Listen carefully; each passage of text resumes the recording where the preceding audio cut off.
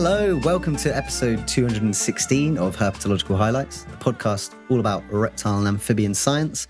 My name's Tom Major, co-hosting with me as per usual, it's Ben Marshall, and we've got an episode about bearded dragons this week. Yeah, I think perhaps one of the most popular little lizard species out there. I would hazard to get. They've got to be top 3, right? Yeah, I reckon so. They're sort of one of the more ubiquitous pet lizards, probably second only to the leopard gecko. And you reckon leopard gecko's more popular, do you? Maybe not, Maybe actually the bearded dragons have sort of taken that crown from the leopard geckos. I think beardies are a little bit easier, but I'm not too sure.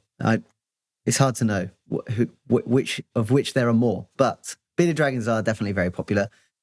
Big time pet lizard, and yeah, quite a lot of studies focusing on them. And we're going a little bit back in time this week, Ben, aren't we? We usually try and do stuff that's kind of more modern, but this is a little bit more of an old school bit of research that came out way back in 2015.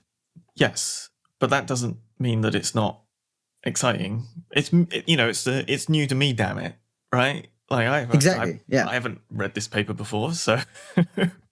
Yeah, but we're talking about social learning. So again, people always think reptiles aren't really very social, but increasingly we're discovering that they do have the capacity to use social cues or be social in various ways. Sometimes it's quite sneaky and difficult for us to notice because we're humans. And as humans, everything happens quite quickly. Reptiles, sometimes it's a bit slower, a little bit more subtle, their behavior. But I'll introduce the paper. So this is by Kis, Huber, and Wilkinson, 2015. Social Learning by Imitation in a Reptile, Pogona vitticeps, published in Animal Cognition. So, bearded dragons. They really hit the imitation thing hard in the intro. How important sort of imitation is to, I guess, intelligence, cognition in general. This sort of deal that if you can learn by watching, it's very much the like standing on shoulders of giants thing, right? You don't have to learn everything yourself if you can just sort of copy what somebody else is doing. And if they copied somebody else, maybe only, one smart lizard a while ago needed to work it out. And then it can sort of, that seemingly intelligent behavior can propagate throughout a population or a group. Yeah. That's exactly what we're doing. We're not working out what these reptiles are smart doing. We're reading said paper and, sort of imitating the knowledge, right? That's all part and parcel of being a sort of smart, coherent species, huh? Yeah. And I find it really funny to think that, and they talk about this in the introduction, like for a long time, humankind thought that the ability to learn through imitation was unique to us, right? It was considered this distinctive characteristic of humans. Only humans are great enough to look at what another human is doing and then do it themselves. How arrogant of these bipedal apes to think they had a monopoly on imitation. That's kind of classic, isn't it? But that suggests like every... How many times? Yeah, I know. But like, imagine if every other species in the whole world would just stare dumbly at their like conspecifics with a complete lack of comprehension of what they're doing. It seems a bit far-fetched. But yeah, they even wanted to call humans Homo imitans at one point, apparently, which means a man who imitates. Did you follow that citation then, that they mentioned that in the paper? No. I took their word for it. Because I'm not sure if it's actually wanting to rename or it's said in jest. Oh, is it said in jest? Okay, so maybe it's like a light-hearted thing. I think the way they phrase it in the introduction of suggested a more appropriate name, that could be a non-serious suggestion.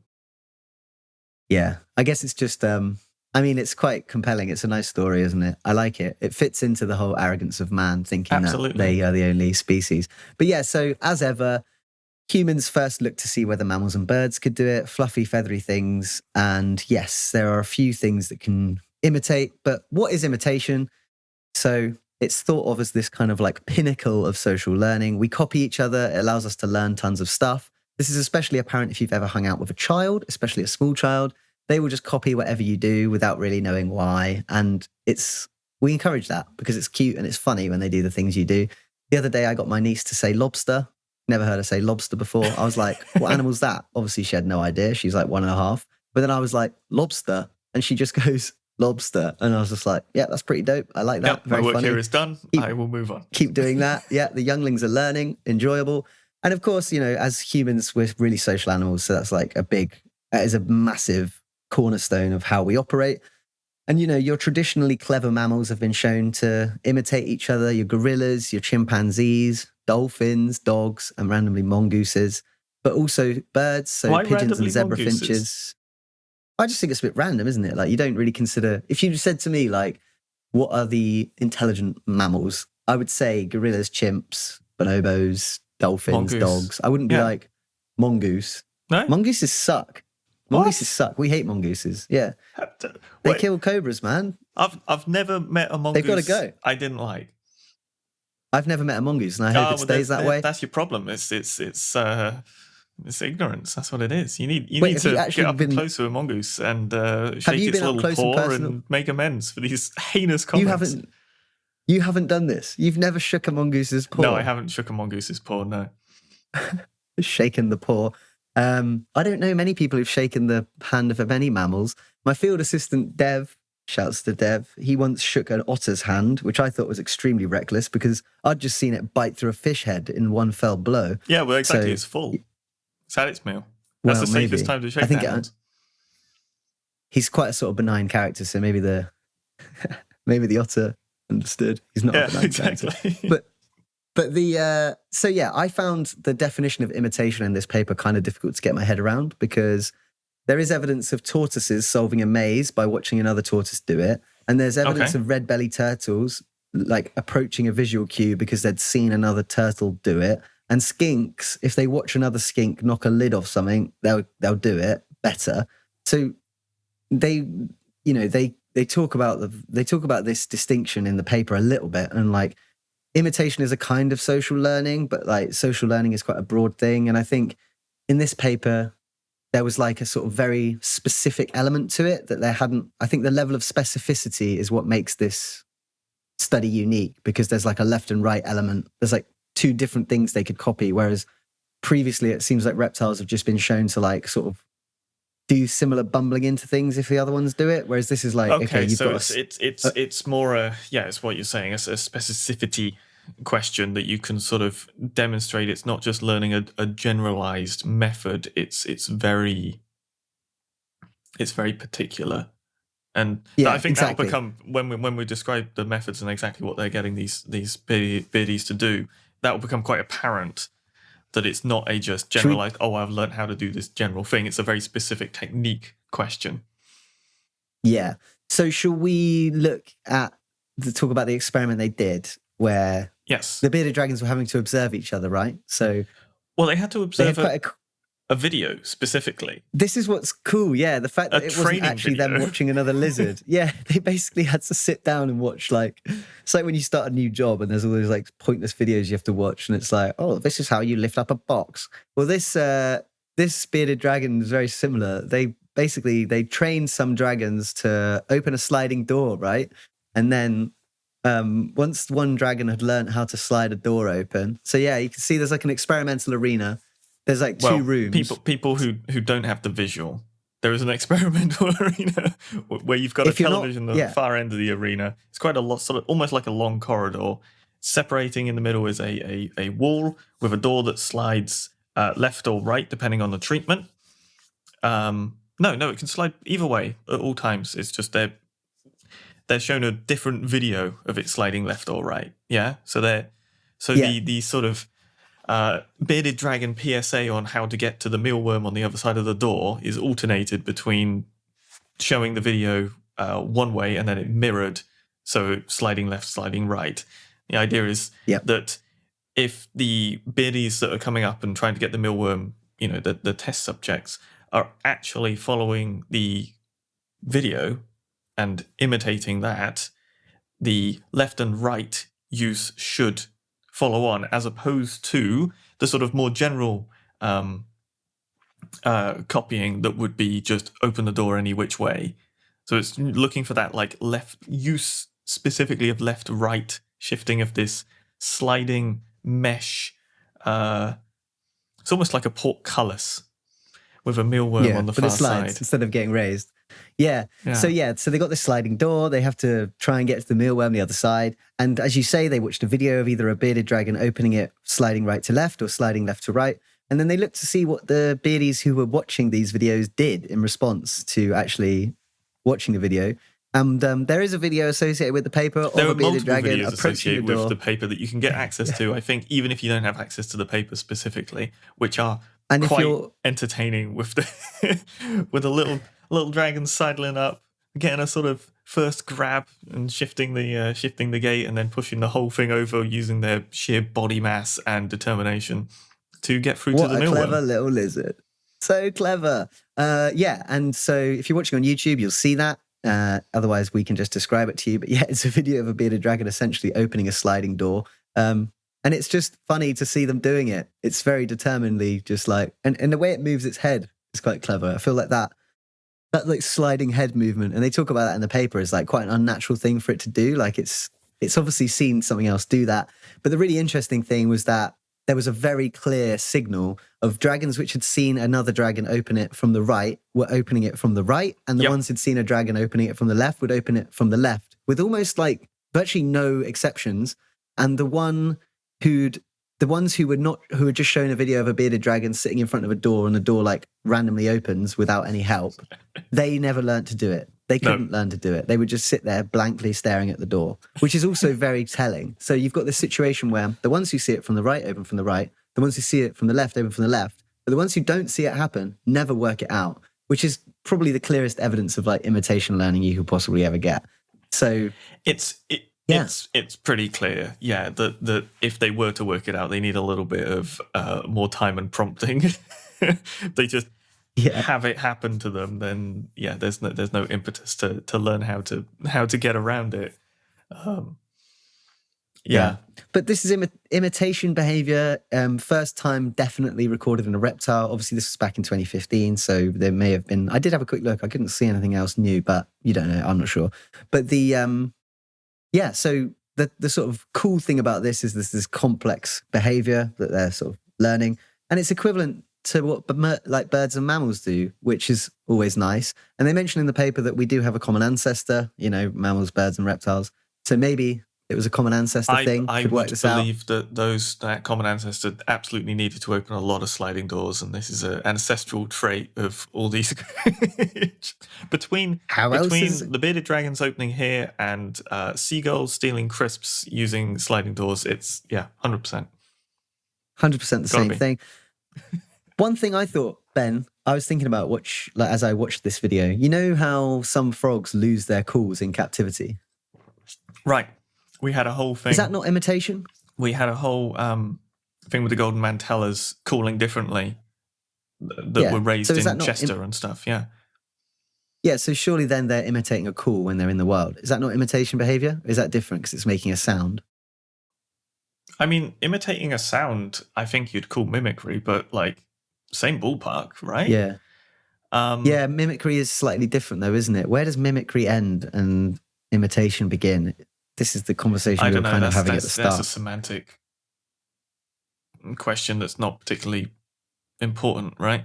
Because you've got plenty of examples of birds and things mimicking alarm calls of other birds to spook off a third-party bird to gain access to resources and things like that. And like, what's the difference between imitation and mimicry? Like, you're mimicking because it's a dishonest signal, I guess, but it's also...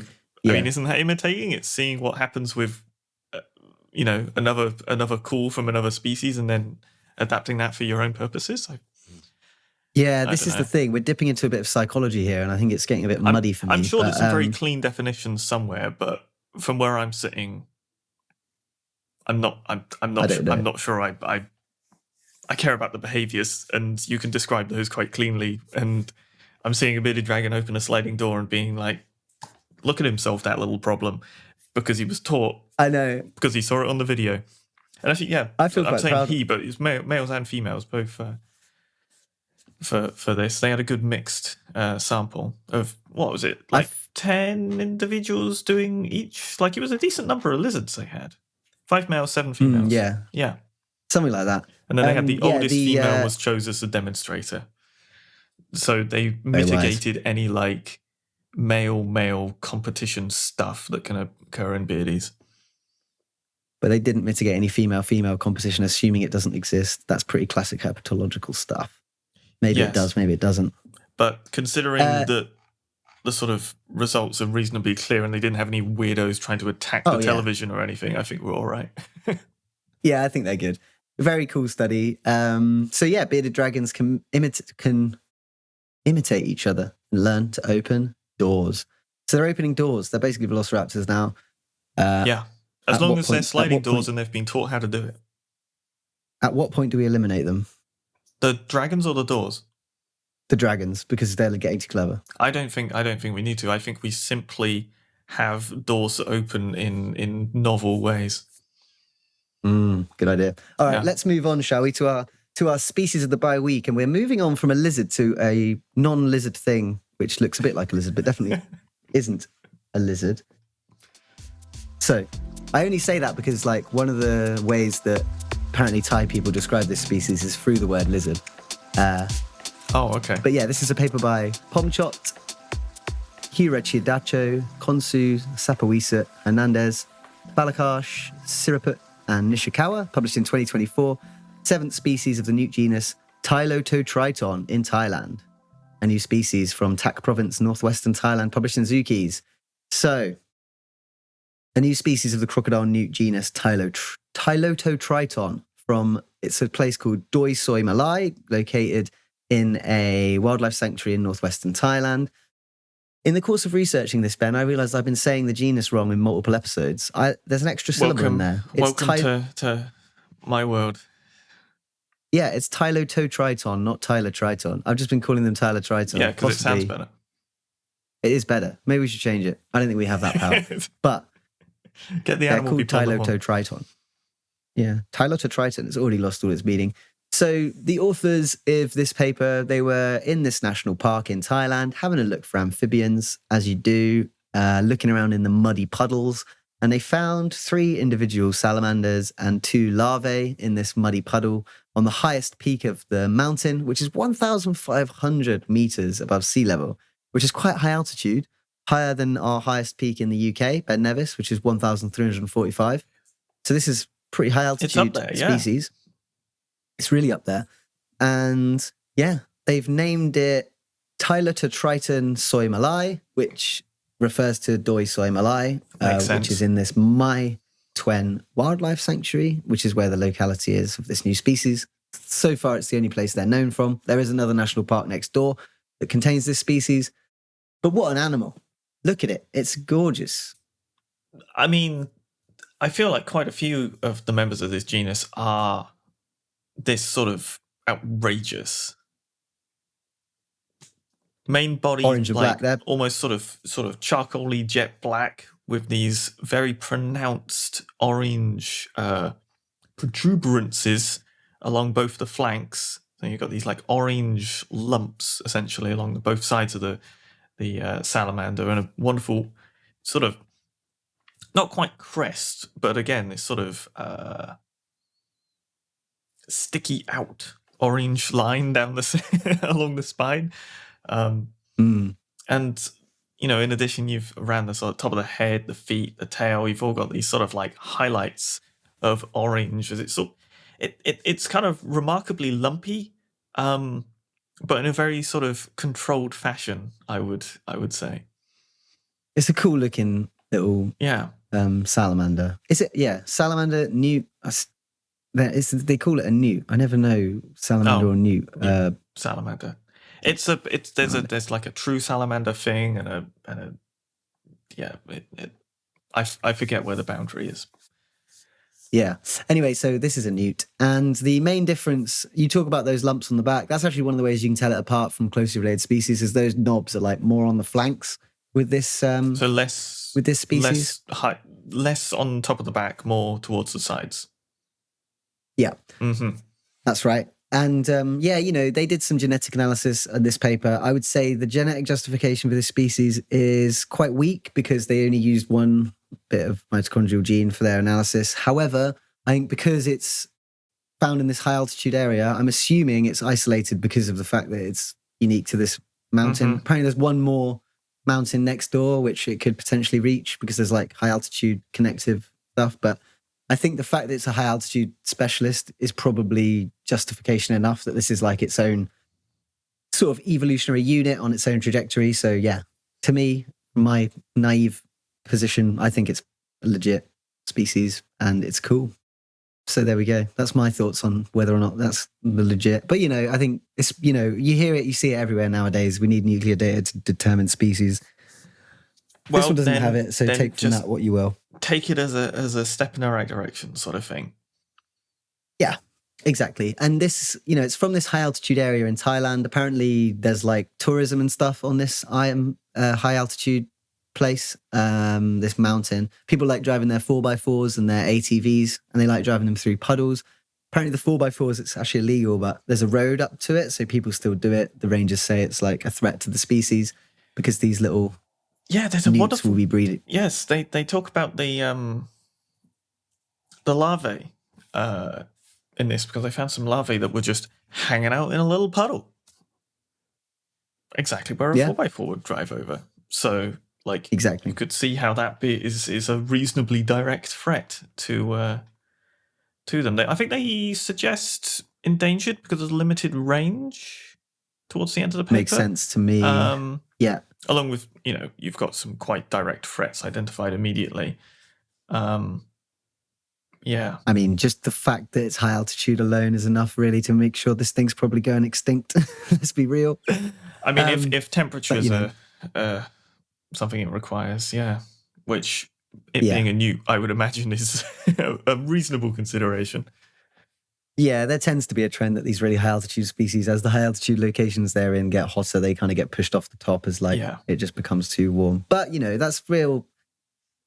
that's my own pessimism and cynicism, which is unfortunately inescapable, sometimes comes out. So, regardless of that, though, really awesome newt, and congrats to the authors. And I just can't get enough of these Tylototriton newts. I think they're super cool. I'd love to go to a place where they're reasonably sized. Imagine seeing that in a muddy puddle. It'd be about sort of 7 centimeters SVL with an extra, a chunk for tail. They're a decent sized newt.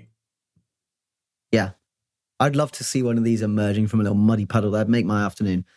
Oh, I know. They've got a wonderful picture for figure 8 of one sort of crawling out of the mud, and they've got such a good look for them. They're just so sort of, I don't know, the sort of texturing and the lumps and things really emphasize the sort of form and body shape they have. They've got a very striking silhouette, I suppose, is what I'm trying to get at.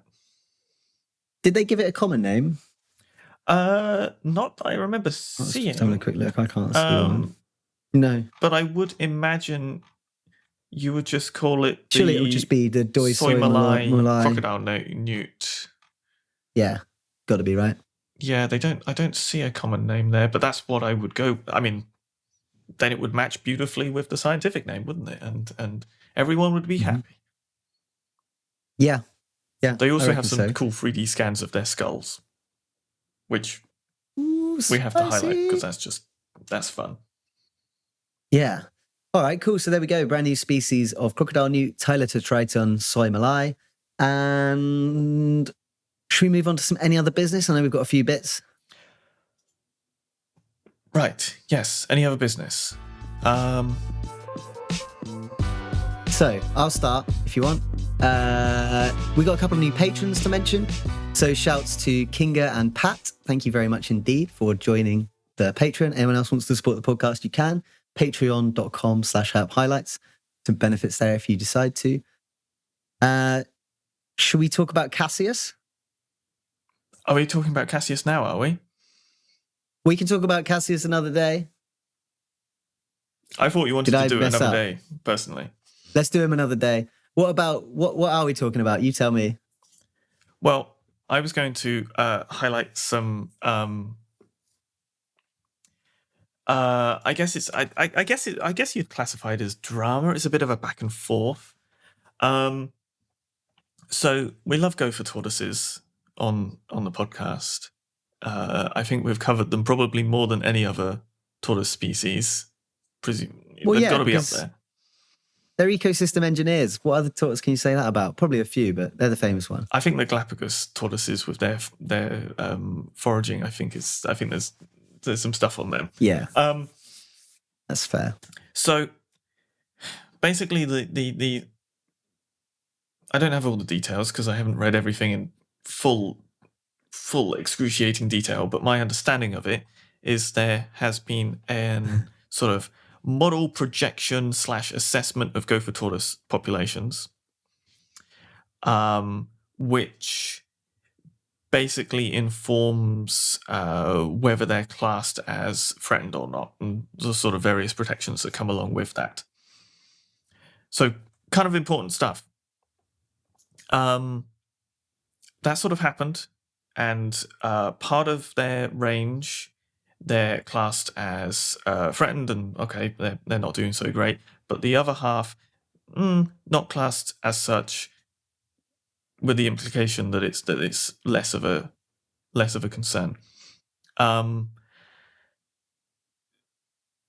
It has transpired, I suppose is the way of putting it, that model used to generate the sort of population estimates and the trends and the sort of like, okay, what's happening with gopher tortoises, might have had some reasonably sizable issues in them that would have inflated gopher tortoise populations. My sort of rough understanding of it is there might have been a sort of feedback loop sort of incidentally implemented into the model that allowed tortoises to basically immigrate into a population almost indefinitely, without sort of impacting that population that they're immigrating into.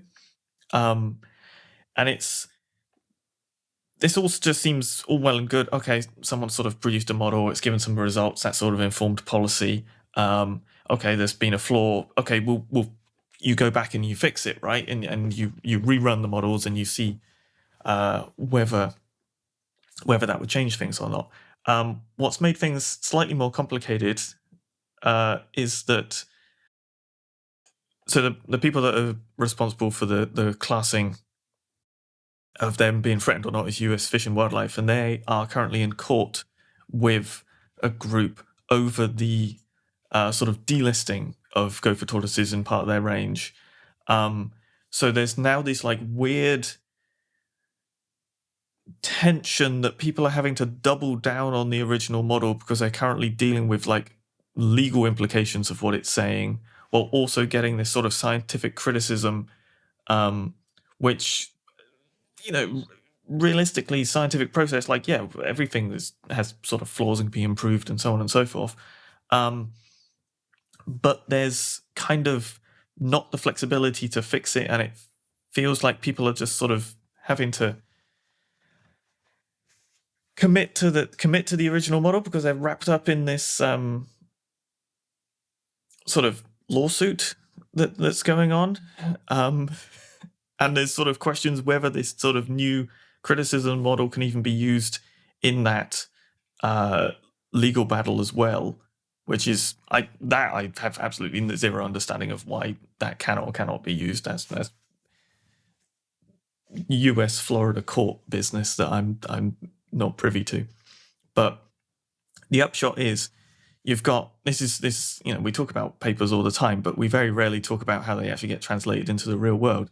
And here you can see the very sort of messy transition from a whole bunch of source data into model with projections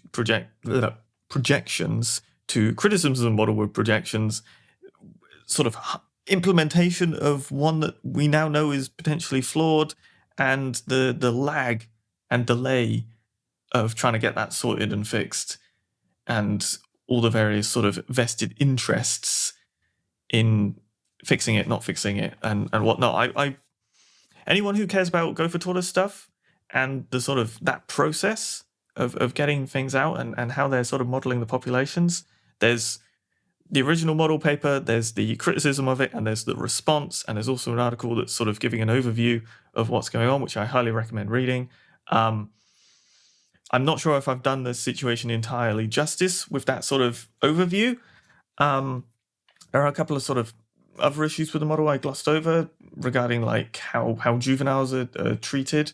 But I think the bit that really catches me with it is this interface between how science sort of should be done and how this whole thing shouldn't actually be an issue, because you should just be able to fix a model, rerun the model, give some new results, move on and be flexible, and how that's just got caught up in a demonstratively very inflexible sort of system now that things have been classed as threatened, not threatened, whatever.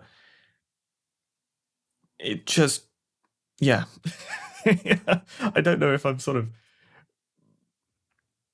saying that very eloquently, but... Am I understanding it right that basically these scientists published a paper with a model describing the populations of the gopher tortoise in different places, and then that was put into policy, and then the model was discovered to be inaccurate in some way, and then now they're being sued because of that? Well, yeah, so it's the western half of their population threatened, eastern half not.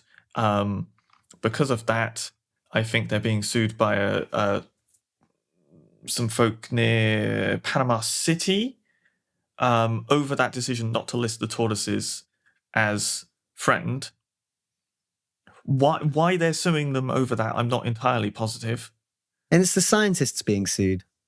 I think it's US Fish and Wildlife, which at the moment, like it's US Fish and Wildlife scientists that are involved in the original model. And I think you're basically talking about, I don't think it's individuals being sued. I think it's the organization which is responsible for the listing, delisting of threatened species, which is specifically being sued. But because those things are intertwined, the scientists and US Fish and Wildlife and the listing means that there's this sort of, it feels like that's where the inflexibility is coming from. Because I doubt you can just sort of jump back and be like, okay, we're changing the listing again. Right, because I'm sure that's a whole process. And it's like that feels to me, reading between the lines, is sort of the sticking point. Because now you can't go back and correct these things without a lot of sort of egg on face, because it's such a process to correct, I would imagine. It's a shame.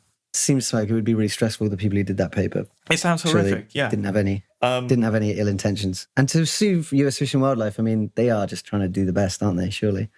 I don't know.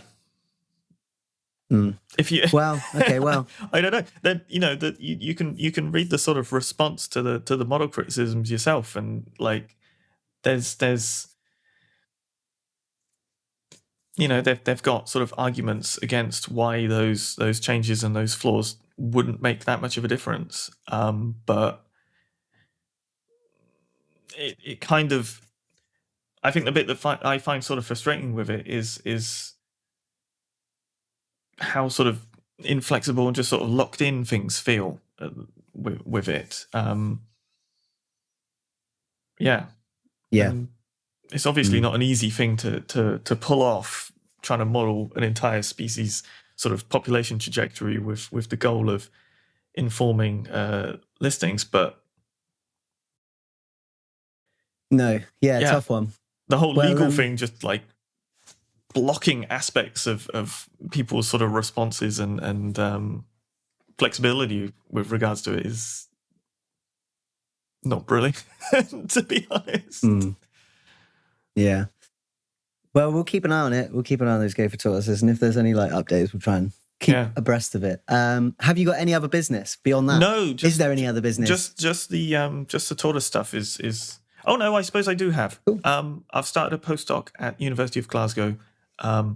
Unfortunately, it is not herp related, so people won't be as interested. It's but you got a postdoc job, man. I do have a postdoc. Yeah.